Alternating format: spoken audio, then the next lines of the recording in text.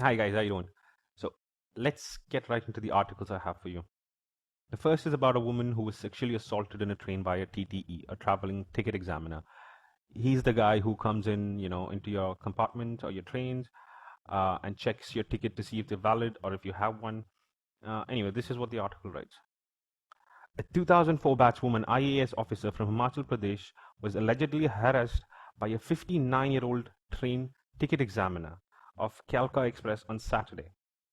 Identified as Rajpal Singh, the TT of Tunla Junction was booked under IPC Section 354, assault or criminal force to woman with intent to outrage her modesty.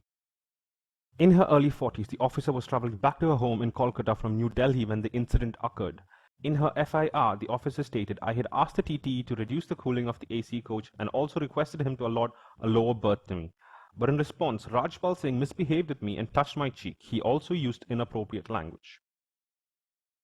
First of all, I do not think that she requested, to be honest, because she sounds like an entitled little girl. She works with the railway ministry, so she must have thought that she has some hold or power. She wanted to reduce the cooling of the AC. Now, this reminds me of the whole your air conditioner is sexist incident that happened in the UK. And yeah, that looked like an Indian girl too. Anyway, this is not your house, my fair lady. This is a train. There are other passengers in it, not just you. She also requested for a lower berth. Again, order sounds like something she would do, not request.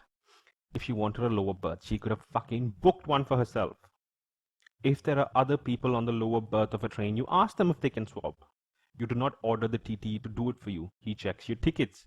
He is not your butler. There seems to be a sudden escalation following that. He allegedly misbehaved and touched her cheek. There is absolutely no reason to touch her cheek, and I honestly don't think a 56-year-old man who does not seem to have any record of misconduct has any such need. And I do not think he was stupid enough to do so either. He must have refused to do what she asked, and she probably got pissed off and filed a fucking complaint.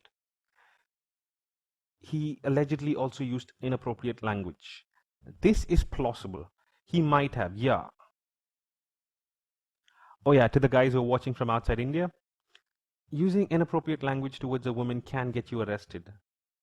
And you thought India is such a patriarchal country where women have no rights. Do you know, even if a girl calls me a fucking bastard, or a cunt, or a pussy, I do not have the right to call her a bitch, or a dick, or a prick, because if I do, I get fucking arrested. Moving on, according to the sources, at least 3 politicians, including a sitting MLA, tried to put pressure on GRP officials to drop charges against the accused. S.K. Srivastav, spokesman of North Central Railway Allahabad Division, confirmed the incident and said the TTE has been suspended for his misconduct with the woman IAS officer. He has been suspended even before he had a fucking chance to defend himself. Guilty until proven innocent. The motto used by all Indians when it comes to anything regarding protecting women. And the comment section seemed to be calling for politicians' head. I don't think they should interfere, but would they really interfere for a TTE? I mean, unless he has personal relationship with these men, I see no reason for them to intervene in the situation. To me, this whole allegation seems like bullshit. And even then, I honestly would not be surprised if this man got jailed for touching the cheek of a woman, be it if he touched the woman or just used inappropriate words. The next article is also about something that happened on a train on the 17th of November 2015. In an act of extreme brutality, women commuters on a Burdwan-bound lady special local train, yes, there are special trains for ladies, yeah, whole fucking trains. Anyway, from Howrah allegedly threw a 40-year-old man to his death near Hind motor station on Tuesday evening. A woman constable of Railway Protection Force on duty in the compartment was accused by some passengers of aiding the women passengers.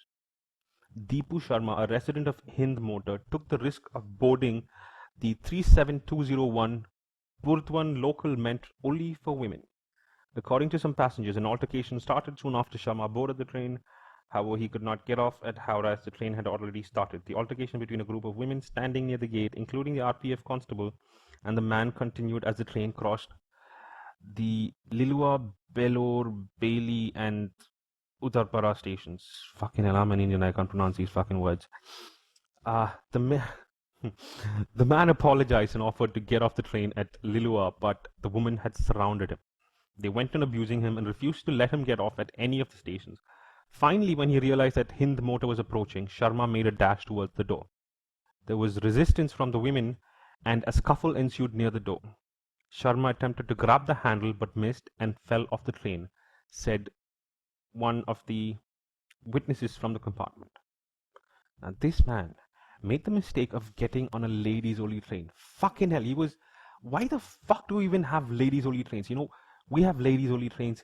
We have ladies only compartments in most of the trains. Actually, I think in all trains, we've got special seats for women on fucking buses. There is not a single fucking place that women do not have special privilege in India. Anyway, now, he made the mistake of getting on a ladies only train. Even after he apologized, he wasn't allowed to get off at any of the following stations. If they did not fucking want him on the train, why did these females let him get off the train at any of the stations? I can't really call any of them bitches because I might literally get arrested. And do not forget that the policewoman, instead of maintaining order, was also part of the fucking abusive crowd. She could have stopped at the next station and arrested him for what he did, but she did not choose to do so. This would not have been different even if it was a male officer, to be honest. He would have probably been beaten before being thrown out.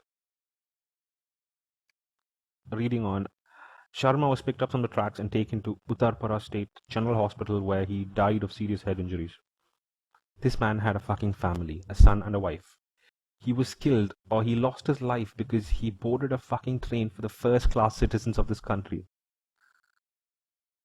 Where the fuck is the humanity? I mean, everybody abroad, every single person outside India, you think that India is a fucking rapist country. You think that India is a country full of fucking imbeciles and horny fucks who could not wait to abuse a woman. This is the fucking reality that you do not hear. This is the fucking truth. Rape happens in India. I don't deny it. It happens in fucking every country in the world. Okay? And rape has been happening for fucking centuries or millenniums. It's nothing new. And India has some of the fucking widest definitions for rape and law. And trust me, out of 1 billion people that live in India, 36,000 accusations a year does not seem like a fucking big rape culture. I mean, look at the fucking definitions. If you actually have a look at one of my videos, I think it was Why Men in India Need to Go Their Own Way, Part 3. It should be named Rape by the side of it, in the brackets, I think. And you'll understand what I mean by the definitions of rape. Anyway, I think that's enough ranting for today. I'll be back with more. Ciao, guys.